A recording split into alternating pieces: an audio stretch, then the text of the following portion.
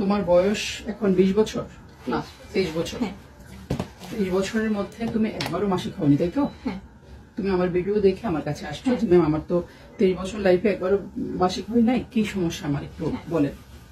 তো তারপরে আরেকটি হিস্ট্রি নিয়ে শুনলাম তোমরা বিয়েও করেছো এবং তোমাদের হাজবেন্ডের থাকতে কোনো সমস্যা হয় না, তাহলে দুটো ফ্যাক্টর পেলাম।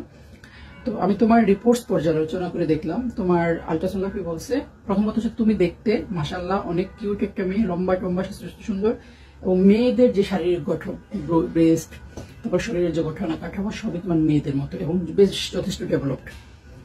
আমি দেখছি পরীক্ষা করে, এবং নিচের দিকে আমি পরীক্ষা করে দেখলাম তোমার মাসিকের রাস্তা মানে একটা নির্দিষ্ট পরিমাণ প্রায় 3 থেকে 4 সেন্টিমিটার মতো উপরের দিকে বন্ধ।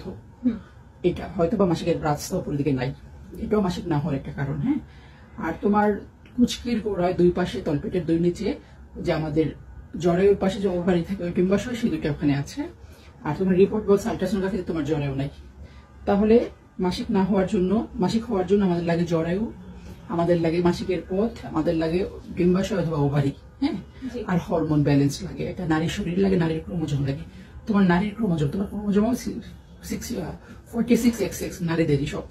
শুধুমাত্র তোমার প্রবলেমটা হচ্ছে জরায়ুটা নাই, মাসিকের রাস্তাটা উপরের দিকে নাই, আর যে দুটো ওভারি অথবা ডিম্বাশয় বলি ওটা হচ্ছে কুচকির গোড়ায়।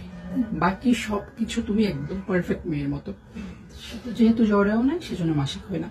এই যে ত্রুটিপূর্ণ মাসিকের রাস্তা, এই যে জরায়ুটা নাই, এই যে ডিম্বাশয়টা অন্য জায়গায় অবস্থিত, এগুলো সবই হচ্ছে জন্মগতভাবে ডেভেলপমেন্টাল ডিফেক্ট। তোমার এখানে কোনো হাত নাই, তোমার বাবা মার হাত নেই, কিছু নেই। এটা হচ্ছে জন্মগতভাবে যেই জায়গা থেকে আমাদের মাসিকের রাস্তা হয়, যে জায়গা থেকে আমাদের জরায়ুটা তৈরি হয়, সেই জায়গাটা তৈরি হয় না কোনো কারণে, এই জন্য জরায়ুটা তৈরি হয় নাই, এবং সেই একই কারণে মাসিক হয় না। হ্যাঁ, তবে আসার কথা হচ্ছে তোমার মাসিকের রাস্তায় নিচের দিকটা সুন্দর আছে দেখে তোমরা বিয়ে শাদী করার পরে একসাথে থাকতে পারতেছো। তো অনেক নারী আমি দেখেছি, আমার চেম্বারে দেখেছি, আমার হাসপাতালে দেখেছি যে তাদের মাসিক হয় না। মাসিক না হলেও তোর জীবন নাই, সমস্যা নেই, কিন্তু অনেকের আছে একসাথে থাকতেও পারে না বিয়ে শাদী করার পরে। আর এখন হাজব্যান্ড যদি একসাথে থাকতে না পারে তাই তো সংসারটা টিকে না। মনে করো অনেক সুস্থ সবল নারী পুরুষ আছে, বিয়ে শাদী করেছে, বছরের পর বছর একসাথে থাকতেছে, তাদের বাচ্চা নেই, হইতে পারে বাচ্চা কাচ্চা হয় নাই, কিন্তু স্বামী স্ত্রী তো থাকাটা জরুরি না। তো সেই ক্ষেত্রে তুমি অন্তত একদিকে যে লাগিয়েছে তোমার আল্লাহর রহমতে ওই জিনিসটা আছে, তোমার হাজবেন্ডের কোনো কমপ্লেন নেই, একসাথে থাকতে পারতেছো।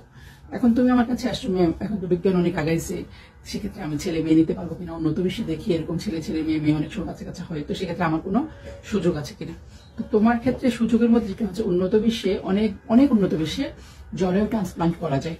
ধরো তোমার জরায়ু নাই, অন্য কারো জরায়ু, যার জরায়ু লাগবে না, কিংবা যার কি অ্যাক্সিডেন্ট হয়ে মারা গেছে, সে তার অঙ্গ দিয়ে গেল, সেক্ষেত্রে জরায়ু ট্রান্সপ্লান্ট করা যায়, অথবা মা অথবা বোনের কাছে জরায়ু নেওয়া যায়। সেটা আমাদের দেশে সম্ভব না। ওটা নিলে যেটা হয়, জরায়ু নেওয়ার পরে একটা বাচ্চা কাচ্চা হওয়ার পরে সেই জরায়ুটা আবার ফেলে দিতে হয়, কিন্তু এটা খুবই ব্যয়বহুল, মানে মিলিয়ন ডলারের ব্যাপার। এটা বাংলাদেশে হয় না। হ্যাঁ, এটা হচ্ছে সবচেয়ে মানে অ্যাডভান্সড টেকনোলজি। আরেকটা টেকনোলজি আছে, যেহেতু তোমার ডিম্বাশয় আছে শরীরে, সেখানে ডিম তৈরি করা গেলে, আর তোমার স্বামীর যদি স্পাম অর্থাৎ শুক্রাণু নিয়ে যে টেস্ট পদ্ধতিতে বাচ্চা তৈরি করে যে মায়ের জরায়ুতে দেওয়া হয়, তো সেক্ষেত্রে তোমার যেহেতু জরায়ু নাই, সেক্ষেত্রে অন্যের গর্ভ ভাড়া করে যেটা সারোগেসি বলে, ওইটাও মুসলিম কান্ট্রি হিসেবে আমাদের দেশে আমরা করি না, এলাও না, কিন্তু বহির্বিশ্বে